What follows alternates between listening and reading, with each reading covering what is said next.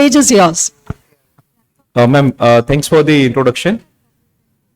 જોશી સાહેબના સેશન પછી serious session લેવું થોડું ડિફિકલ્ટ થઈ જશે. કદાચ જોશી સાહેબનું સેશન છેલ્લે રાખ્યું હોત તો વધારે લાઇટર થઈ જાત. કારણ કે ફોર્ચ્યુનેટલી કે અનફોર્ચ્યુનેટલી જે ટોપિક પર વાત કરવા જઈ રહ્યો છું એ ઘણું સિરિયસ છે.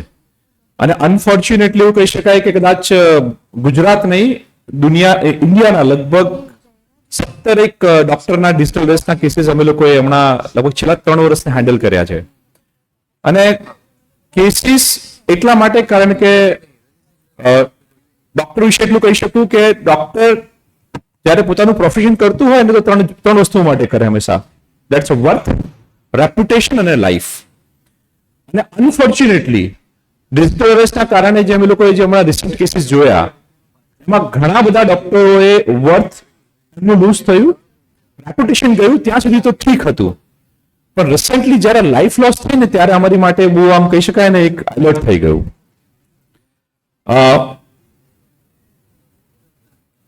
કદાચ કેટલા ઘણા બધા ડોક્ટર બેઠા હશે. ડોક્ટર ડિજિટલ અરેસ્ટ વિશે શા માટે ટેન્શન લેવું એનું એક સિમ્પલ રીઝન તમે સ્ક્રીન પર જોઈ શકો છો.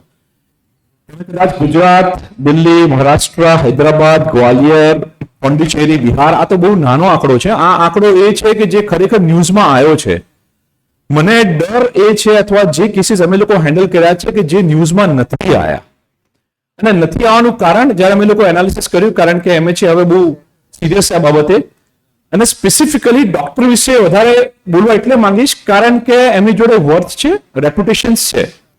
આ બંને વસ્તુ છે. અને ત્રીજી વસ્તુ જે અમે લોકોએ ઓબ્ઝર્વ કરી કે શા માટે સ્પેસિફિક ગ્રુપ ઓફ હેકર્સ એ ડોક્ટર્સની પાછળ છે. એ લોકોના 3 ટાર્ગેટ છે. એક, retired doctor. That's the first one. Retired doctor કેમ? કારણ કે આખી જિંદગી 45 વર્ષ કામ કરીને વર્થ ભેગી કરી હોય.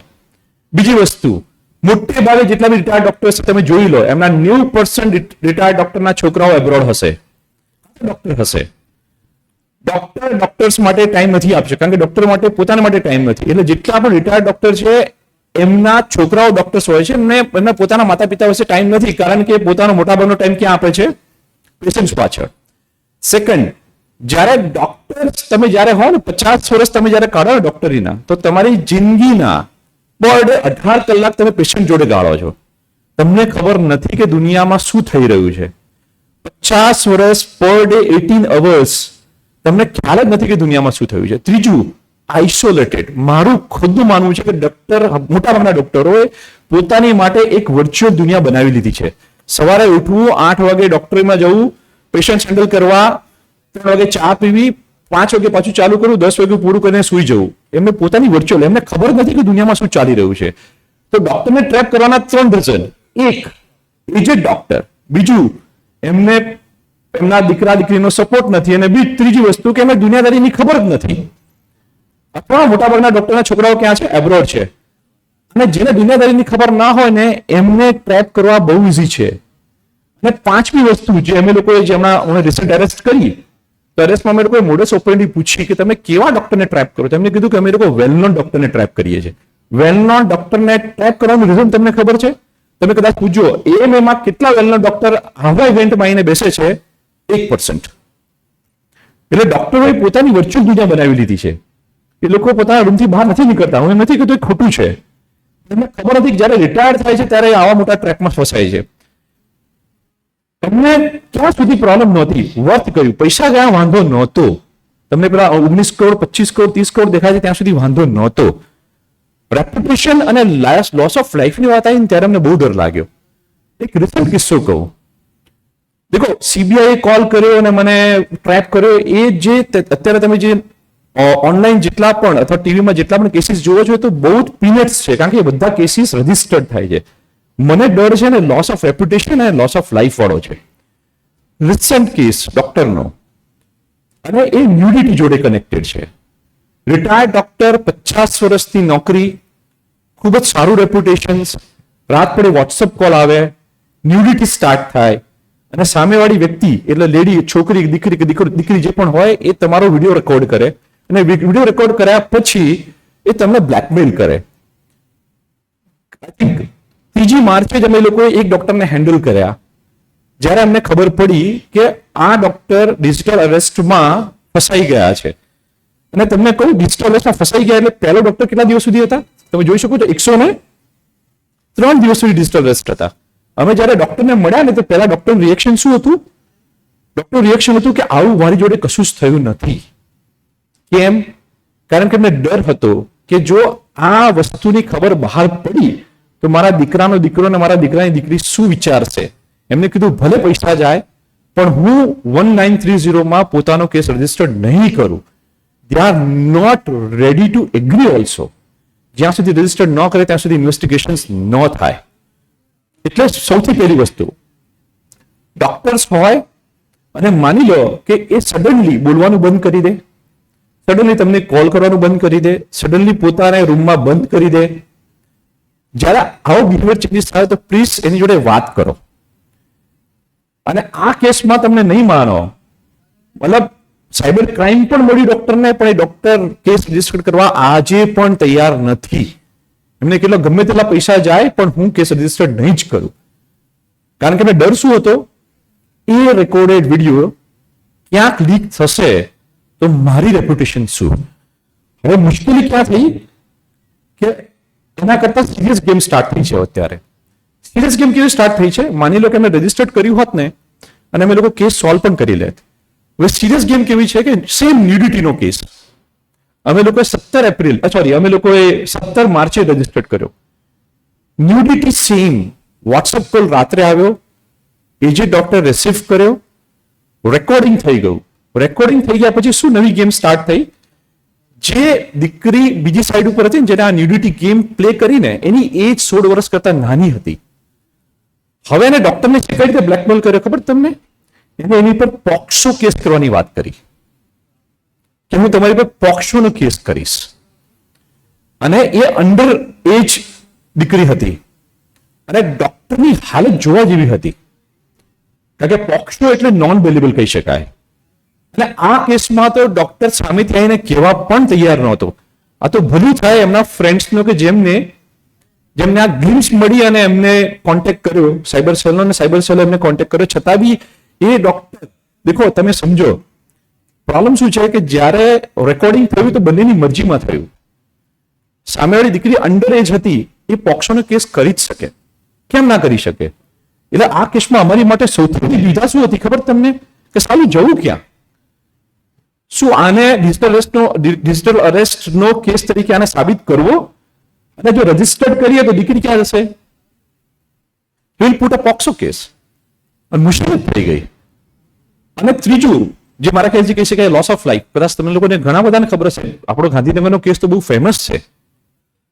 અને એ કેસમાં તો સુસાઇડ પણ કમિટ કર્યું.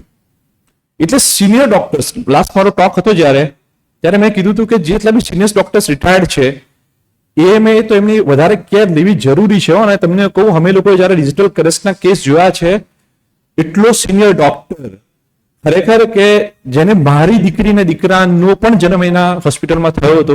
અને જ્યારે મેં એમની કન્ડિશન જોઈ તો આઈ વોઝ વેરી સરપ્રાઇઝ.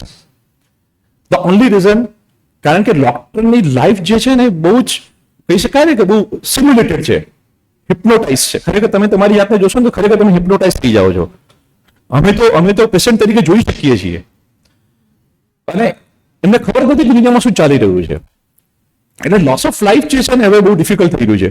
બરોડામાં 32 વર્ષની ડોક્ટર લેડીએ સુસાઇડ કમિટ કર્યો only because of digital arrest. This is very unfortunate.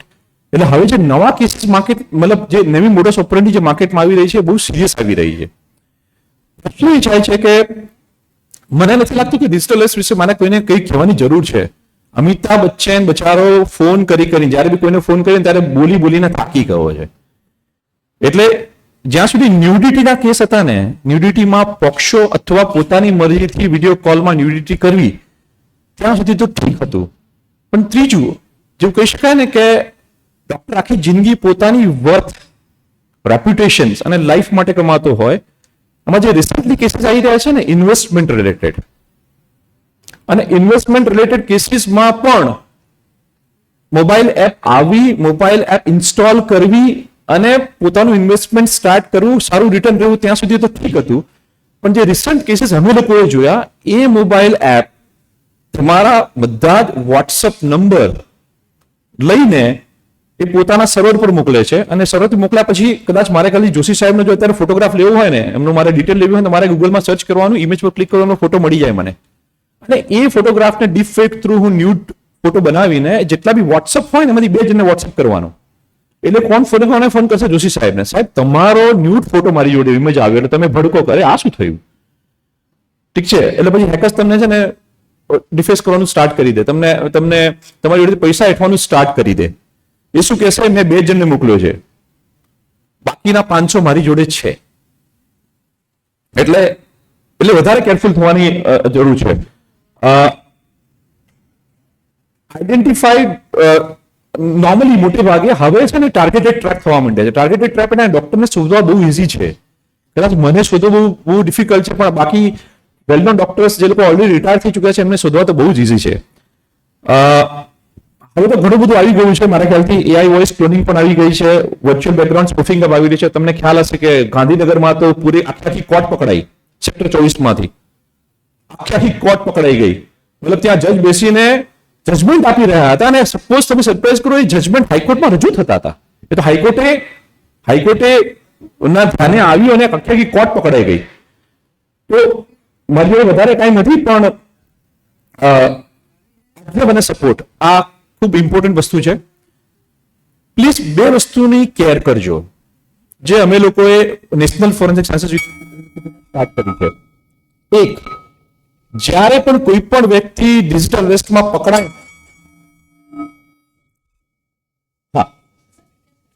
Please digital અરેસ્ટમાં પકડાય ને ત્યારે 2 વસ્તુ કરજો મહેરબાની કરીને. પૈસા જાય તો જવા દેજો. સૌથી પહેલા એ વ્યક્તિને એકલો ન છોડતા, કારણ કે મોટે ભાગે જે સુસાઇડ કેસ કમિટ કર્યા છે ને એ સાયકોલોજીકલ પ્રેશરના કારણે કર્યા. તો સૌથી પહેલા દાદા દાદી હોય તો એમની જોડે રેગ્યુલર ઊંઘવાનું, 1 મહિનો એમની જોડે સુવાનું, એમનું ધ્યાન રાખવાનું. બીજું સૌથી ઇમ્પોર્ટન્ટ, કોઈ પણ સાયકોલોજીસ્ટને અનોઇંગલી ઘરે બોલાવો, દાદા દાદી જોડે બેસાડો અને સાયકોલોજીસ્ટને કહો કે આનું થોડું એસેસમેન્ટ કરી લે. કારણ કે પૈસા જશે ચાલશે, રેપ્યુટેશન જશે ચાલશે, લાઈફ જશે તો નહીં ચાલે. એટલે હજી બી કહું છું કે જ્યારે પણ ડિજિટલ અરેસ્ટનો કેસ તમારે ત્યાં થાય તો પેનિક નહીં થવાનું. 1930 માં કોલ કરો, સાયબર સેલમાં ઇન્ફોર્મ કરો, પણ સૌથી ઇમ્પોર્ટન્ટ એ વ્યક્તિને નેક્સ્ટ 30 દિવસ એકલો નહીં મૂકવાનો. જરૂરી નથી કે એજેડ વ્યક્તિ માટે કહું છું, ટીનેજર્સ માટે બી આ ઇશ્યુઝ થઈ રહ્યા છે. એની જોડે 1 મહિનો રહો, એની જોડે જ સુવો અને એનું ધ્યાન રાખો. એ ખૂબ જ ઇમ્પોર્ટન્ટ છે. 43 સેકન્ડ છે, કોઈ ક્વેશ્ચન હોય તો પૂછી શકે છે.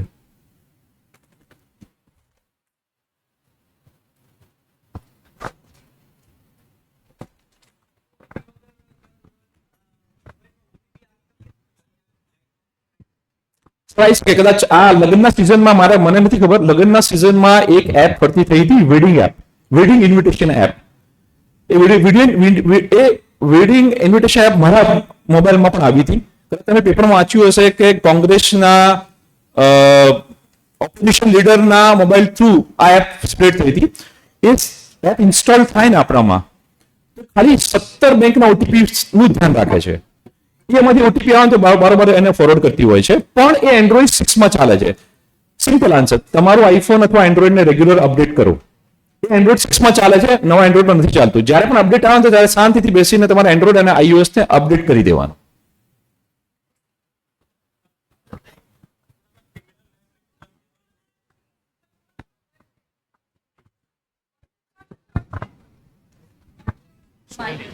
મેડમ સિમ્પલી નોર્મલી આ એપ વોટ્સએપ થ્રુ જ સ્પ્રેડ થતી હોય છે અને એસએમએસ માં આવતી હોય છે તો લિંક આવતી હોય છે, મતલબ વેબસાઇટની લિંક આવતી હોય છે. સર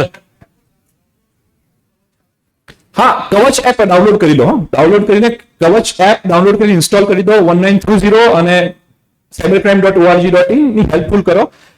લાસ્ટ એટલું કહીશ કે તમારી જોડે જો કોઈ ફ્રોડ થાય ને, ગોલ્ડન અવર્સ, જેટલો જલ્દી તમારો કેસ રજીસ્ટર થશે એટલા જલ્દી તમારા પૈસા રોકાશે. જેટલું વધારે ટાઈમ લેશો ને એટલું, કારણ કે જ્યારે તમારું ફ્રોડ થાય ને એટલે એક વોટ્સએપ એસએમએસ જાય રાજસ્થાનમાં, એટલે ત્યાં એટીએમ લઈને બેઠો હોય બહાર, એટીએમ માંથી પૈસા કાઢી લે, પણ પર ડે 50,000 થી વધારે નહીં કાઢી શકે. એટલે જ્યારે બી ક્રાઇમ, સાયબર ક્રાઇમ થાય તો જેટલો જલ્દી રજીસ્ટર કરશો ને એટલા વધારે એટલા જલ્દી પૈસા પાછા આવવાની ગેરંટી રહેશે. Thank you. સર આમાં ક્રિમિનલ લાયબિલિટી હોય છે તો સ્ટેટ પોતાની રીતે પણ એક્શન લઈ શકે ને, વિક્ટિમને કમ્પ્લેન ના કરે એવું હોય તો સ્ટેટ પોતાની રીતે એક્શન કેમ ના લઈ શકે? એટલે તમે સો મોટોની વાત કરી રહ્યા છો. Yes. ના લઈ શકે, કેમ ના કરી શકે? તો અને આ આપણે જે કેસમાં કેવું છે? ઓકે, એટલે એક બે કેસ તમે ડિસ્ક્રાઇબ કર્યા છે કે વિક્ટિમ ના હું પાડે કેસ છે. કરી દઉં પણ હા. તમે પોતે જ મને જો ડિટેલ આપવા ના માંગતા હોવ, તમે ડિટેલ આપવા ન માંગતા But it હોવ. is a act against state, no, sir. Criminal offense is a offense against the હા, state. ના ના અમે બંને કેસમાં રજીસ્ટર બી કર્યો. ગવર્મેન્ટ Okay, ઓફ ગુજરાતે okay, હા. પ્રોએક્ટિવ છે ને રજીસ્ટર્ડ કર્યો. એટલે victim can remain મતલબ એને કેસ ના કરવો હોય પણ ડિટેલ આપે તો પણ કરી શકાય, કરી શકાય. સો મોટો કરી શકે. કરી શકાય. Thank you.